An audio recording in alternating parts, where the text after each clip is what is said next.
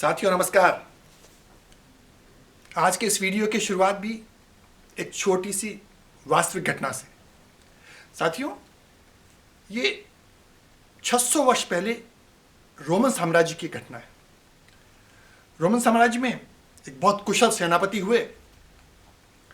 तलवारबाजी में वो व्यक्ति पूरा निपुण व्यक्ति था। एक दिन अचानक क्या हुआ, उसने अपनी पत्नी को नौकर के साथ एक संदिग्ध अवस्था में देख लिया। वो योद्धा नौकर पर बहुत ज्यादा गुस्सा हुआ और तलवार लेकर के नौकर के सामने दौड़ा।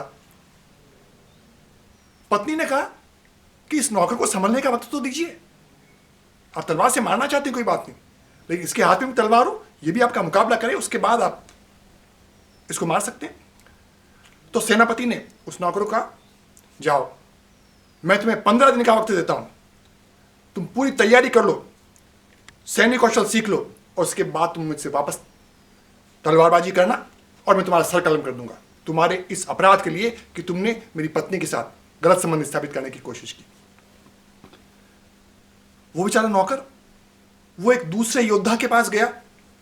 उसने कहा, साहब मेरी तो जान पर बनाइए और मुझे सिर्फ 15 दिन का समय दिया गया है, आप मुझे थोड़ी सी तलवारबाजी सिखा दीजिए ताकि मैं अपने आप को बचा सकूं, युद्ध कर सकूं।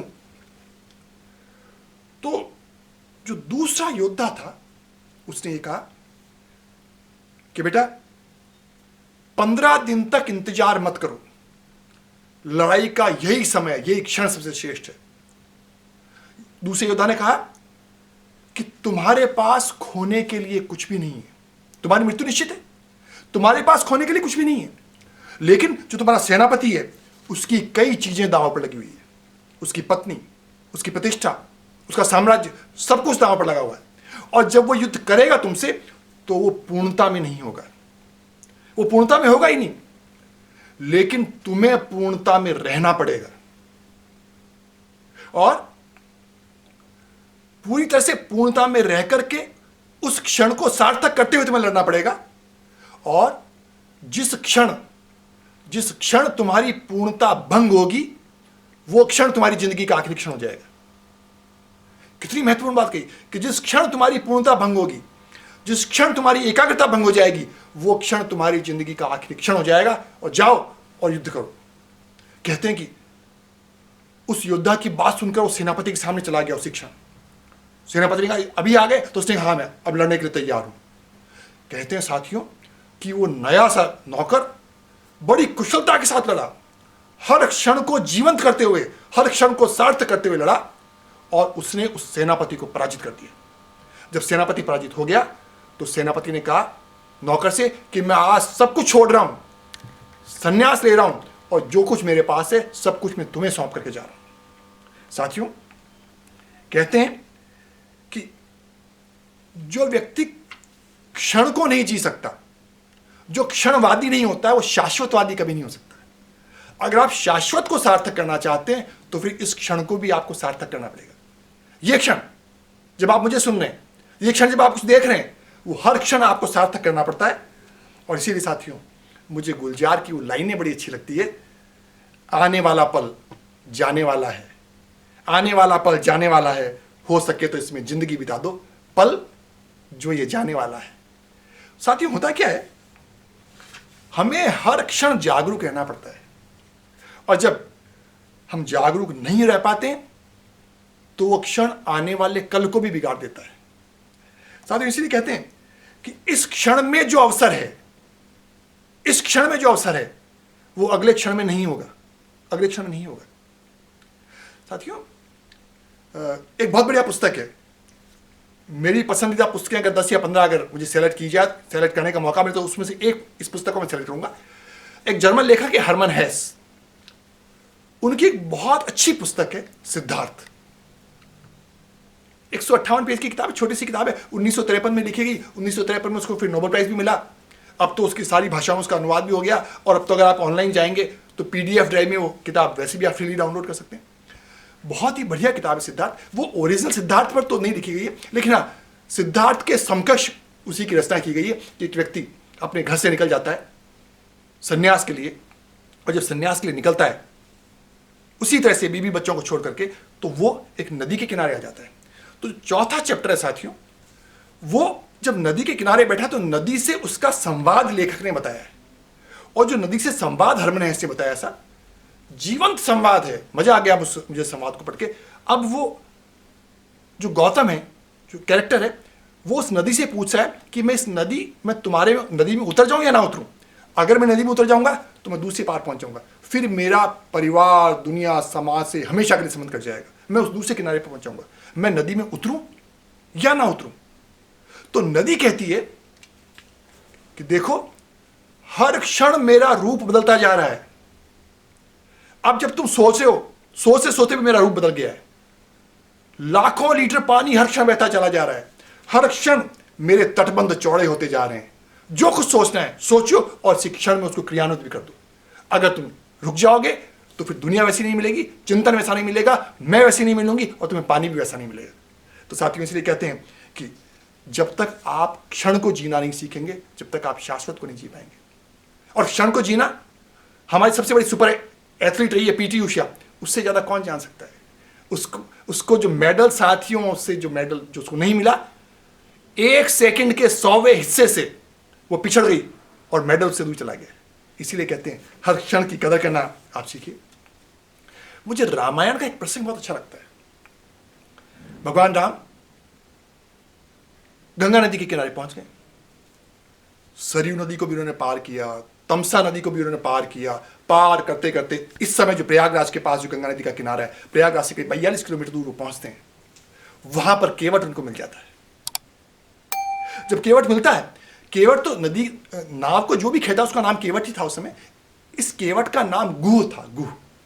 तो जब उसको केवट मिलता है तो केवट उसको केवट भगवान राम को कहते हैं कि भगवान, ये नदी, ये दुनिया इस क्षण की प्रतीक्षा कितने युगों से कर रही थी।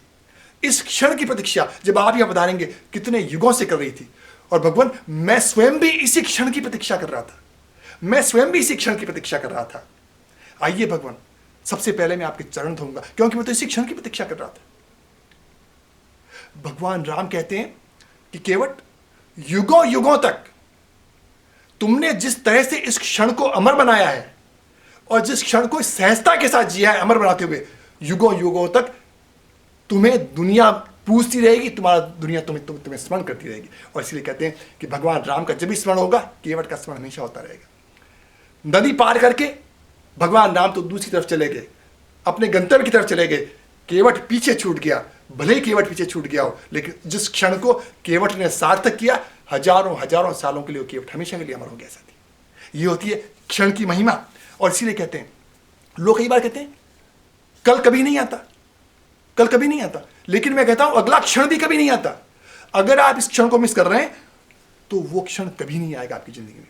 इसीलिए कहते हैं कि जो क्षण को जीने की कला नहीं जानता उसका जीवन क्षरण होता रहता है, क्षरण होता रहता है। आप क्षण को जिएंगे तभी आपका जीवन अस्तित्व में रहेगा। और जीवन को अस्तित्व में लेने का सबसे बड़ा तरीका ये कि हर क्षण को आप अच्छी तरह से जीजिए, इसी क्षण को आप सार्थक कीजिए। और इसके लिए सबसे बढ़िया तरीका है कि जो अच्छा विचार आपके दिमाग में आ रहा है उसको सार्थक बनाते चलिए, उसी में जीने की कला को आप जीते जाइए। और अगर उस क्षण को आप नहीं जिएंगे तो मंजिलें आपसे बहुत दूर चली जाएगी। अब छोटा सा एक दूसरा उदाहरण मैं आपको दे रहा हूं।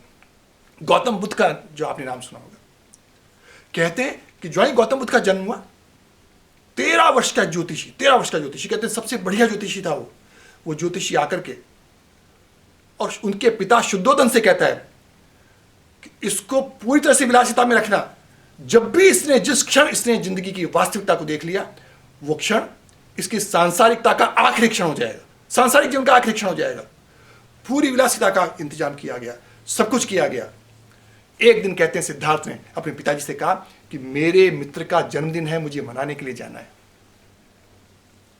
सारथी को तैयार किया गया। साथियों, सारथी को कहा गया कि इसको किसी भी तरह की दुविधा, दुख या ऐसी किसी भी चीज से परिचित मत कराना जो कि इसके क्षण का आखिरी क्षण हो सके जीवन का। चलते चलते कहते हैं कि एक क्षण ऐसा आया जबकि सिद्धार्थ को एक बुढ़ा व्यक्ति चलते हुए मिल गया। वो सारथी से पूछता है कि बुढ़ा व्यक्ति क्यों है? उसने कहा ये तो नियति का प्रकोप है। तो उसने कहा क्या मैं भी इसी से बूढ़ा होऊंगा? तो कहते हैं, सारथी ने कहा हर एक व्यक्ति को बूढ़ा होना पड़ता है। बस ये सारथी का वाक्य था साथियों, कि हर एक व्यक्ति को बूढ़ा होना पड़ता है। उसी क्षण, वो क्षण सिद्धार्थ की जिंदगी में आया। सारथी को कहा मुझे नहीं जाना है मित्र के वहां, चल वापस रथ मोड़ और राजमहल की तरफ ले चल। राजमहल की तरफ गया, गौतम बुद्ध, सिद्धार्थ गए और शिक्षण सिद्धार्थ गौतम बुद्ध में परिणत हो गए। तो कहते हैं साथियों कि जब भी आपके पास ऐसा सुनहरा क्षण आए, हर क्षण को जीने का प्रयास कीजिए, पूरी तरह से जीने का प्रयास कीजिए। और साथियों अंत में प्रसून जोशी की मैं 2 लाइनें जो मुझे बहुत अच्छी लगती है वो मैं आपके साथ साझा कर रहा हूं। कहते हैं कि लक्ष्य ढूंढते हैं वो जिन, कोई बात सोचते हैं 5, 10, 15 साल में लक्ष्य करते रहते हैं कि लक्ष्य ढूंढते हैं वो जिनको वर्तमान से प्यार नहीं है। लक्ष्य ढूंढते हैं वो जिनको वर्तमान से प्यार नहीं है और इस क्षण की गरिमा पर जिनका थोड़ा भी अधिकार नहीं है, थोड़ा भी अधिकार नहीं है। तो साथियों क्षण को जीने का प्रयास कीजिए, क्षण को सार्थक कीजिए, हर क्षण आनंद में, प्रसन्नता में जीवन बनाते रहिए। आपका जीवन सफल होगा, अच्छा निकलेगा। इन्हीं शुभकामनाओं के साथ अगले अंक में फिर एक नए विषय के साथ आपके समक्ष उपस्थित होंगे साथियों। तब तक के लिए जय हिंद, नमस्कार।